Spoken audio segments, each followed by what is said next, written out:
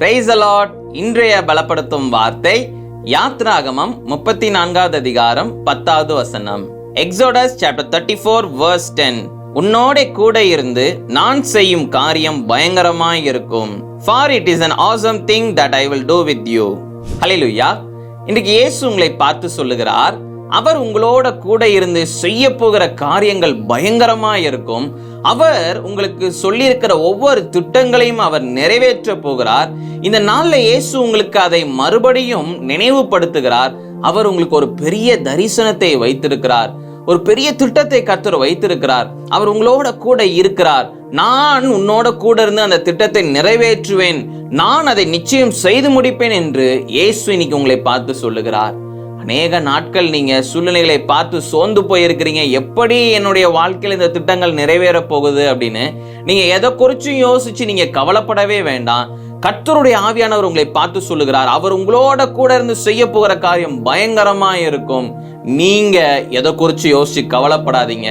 விசுவாசத்தோட இயேசு என்னை கொண்டு செய்வார் என்று நம்பிக்கையோட நீங்க இருங்க.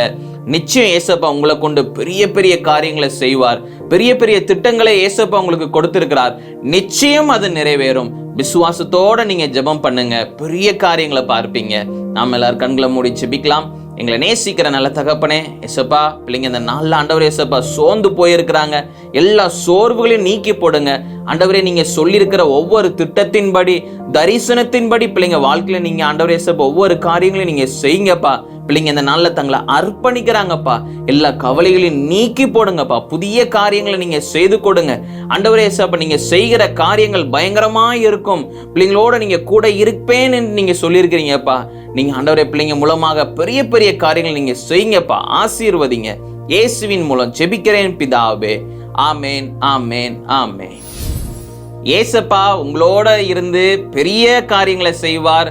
அவர் செய்கிற காரியங்கள் ஆச்சரியமாக இருக்கும், பயங்கரமா இருக்கும். அவர் உங்களை கொண்டுதான் செய்ய போகிறார். உலகத்துல இருக்கிற காரியங்களை பார்த்து சோர்ந்து போகாதீங்க. கர்த்தருடைய திட்டத்துக்கு உங்களை ஒப்பு கொடுங்க, அர்ப்பணிச்சு பாருங்க. உங்களுடைய வாழ்க்கையில ஒரு பெரிய மாற்றத்தை நீங்க பார்ப்பீங்க. இயேசு உங்களோட கூட இருந்து செய்யும் காரியம் பயங்கரமா இருக்கும், ஆச்சரியமாக இருக்கும். விசுவாசிங்க. நிச்சயம் உங்களை கொண்டு பெரிய காரியங்களை செய்வார். அவர் உங்களை பயன்படுத்துவார். கர்த்தர் உங்களை ஆசீர்வதிப்பாராக. ஆமென்.